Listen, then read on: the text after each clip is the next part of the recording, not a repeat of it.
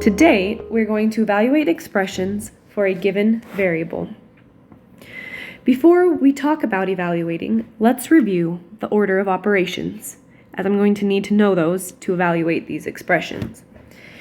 Number 1, I have my grouping symbols. These include any parentheses, brackets, or braces.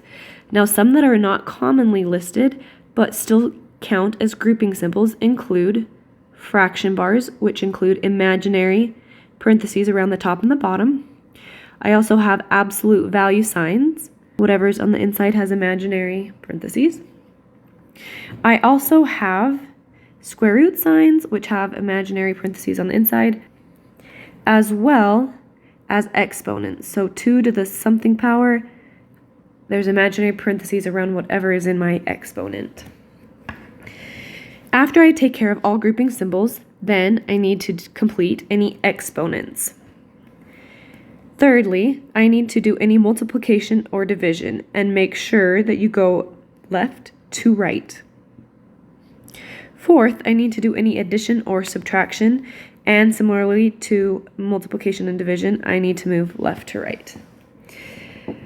Now that we've got our order of operations under control, let's go ahead and talk about evaluating. Evaluating means that they are going to tell me what my variables are being represented by. So all of the A's are being represented by a 9 and the B's are being represented by 4. And all they want me to do is replace the variables with these numbers. Let's go ahead and do that. B is 4, A is 9, B is still 4, and A is 9. And now I'm going to complete the order of operations once I have plugged those values in. I'm going to complete whatever is inside the parentheses first, as that is my first step of order of operations. 9 plus 4 is 13. 4 times 13 is 52. And now my last step is to do any addition or subtraction, and 52 plus 9 is 61. So my grand total for this expression is 61. Let's do another example. This time I have x is equal to 2. So let's go ahead and replace all of the x's with a 2. 4, 2 plus 2. Remember, there is imaginary parentheses around any exponent.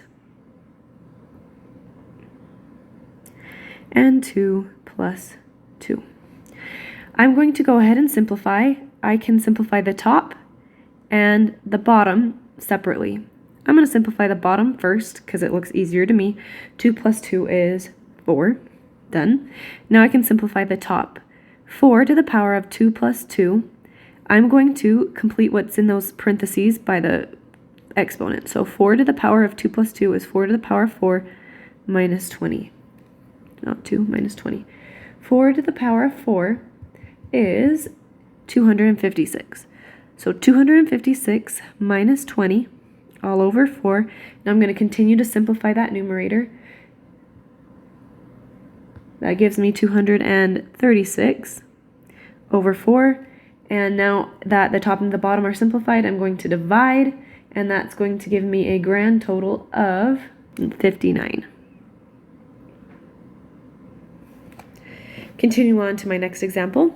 I see that I have parentheses and an absolute value. So I'm going to work on parentheses first, and I notice that on the inside of this parentheses I have an absolute value, which means I need to do that absolute value first and then work my way outside.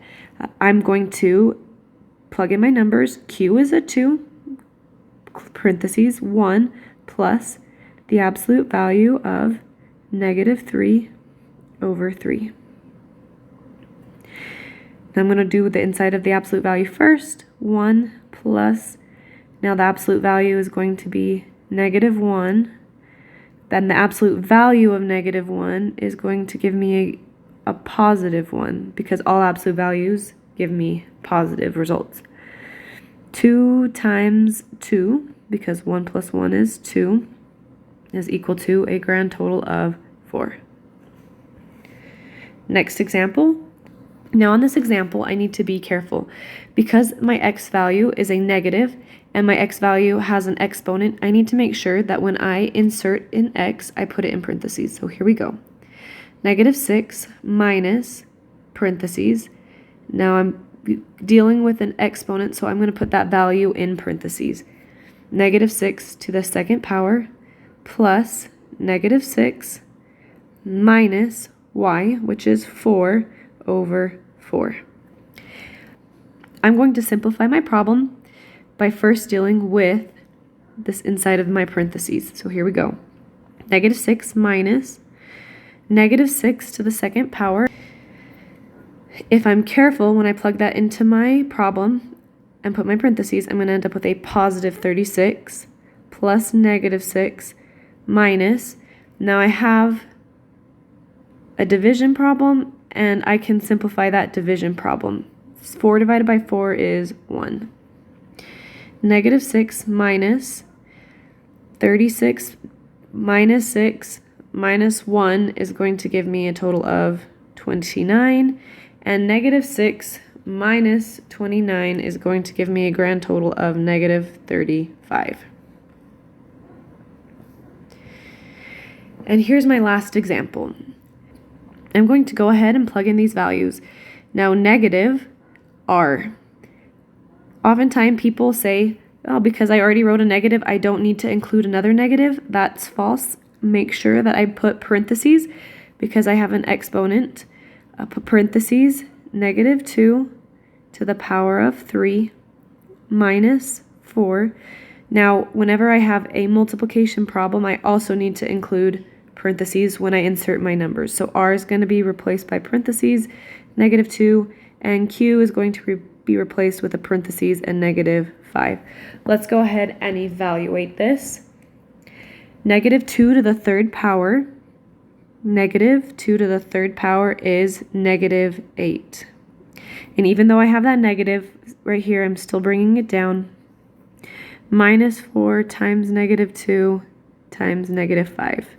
And now I'm going to go ahead and simplify any multiplication left to right. So here's my first multiplication. -1 times -8 gives me a positive 8. Minus, now I've got this multiplication. 4 times -2 is -8. And -8 times -5 is a positive 40.